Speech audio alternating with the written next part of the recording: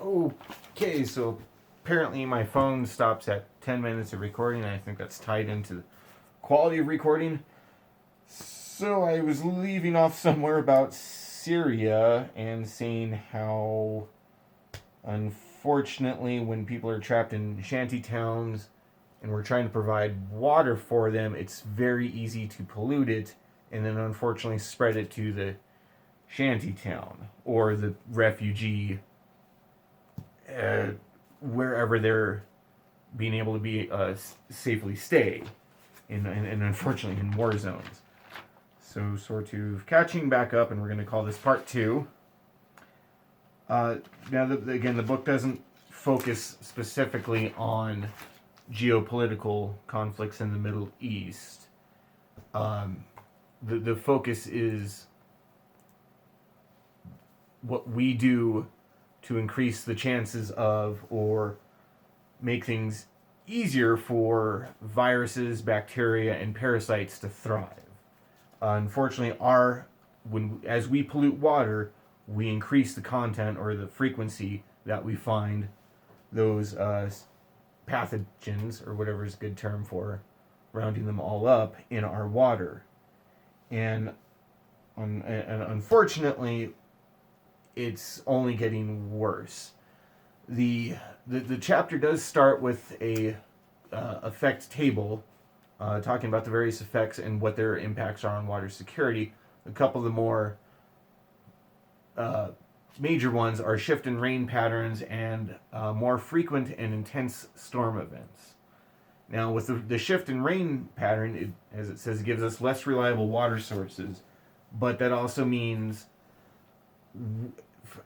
in the example of the people like refugees, they're going to have a harder time finding more potable water, or just general elsewhere. We're getting water less, or we're having to travel to harvest rainwater, and that's kind of an expensive and not really practical way of doing it, unfortunately.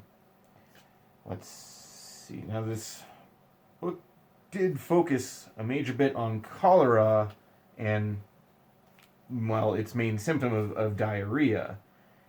And it's kind of a nasty look at what these viruses, pathogens, bacteria can do to us.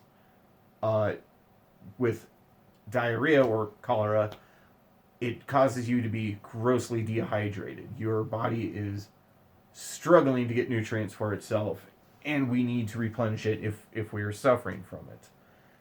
And unfortunately, if the water's polluted, you're just going to make it worse, as the book gave a few horrifying examples. And of course, it hilariously named one of its case study sub-story titles Montezuma's Revenge. It's a fun way of saying you got diarrhea from Central America.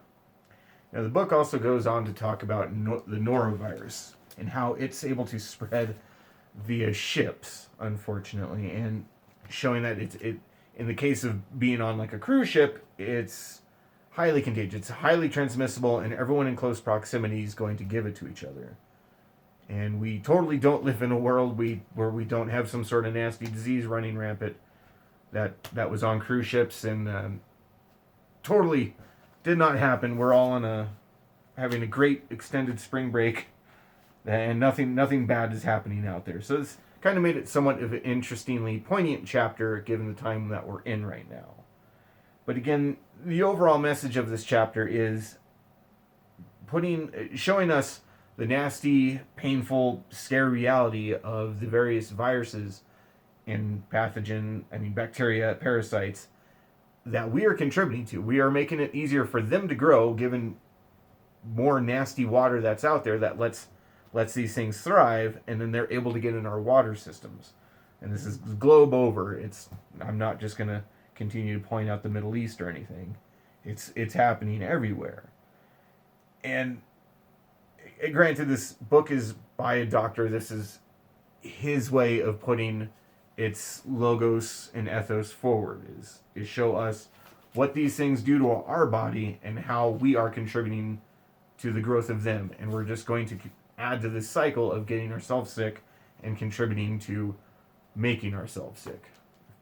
That didn't sound too redundant. So, anyway, hopefully enjoyed part 2 here, and hopefully everyone has a good rest of their spring break. Hopefully we see you all in a week or two, but I have a feeling they're probably going to cancel the rest of the semester. So hopefully we'll see you all again real shortly. Y'all have a good rest of your evenings whenever you're watching this. Bye.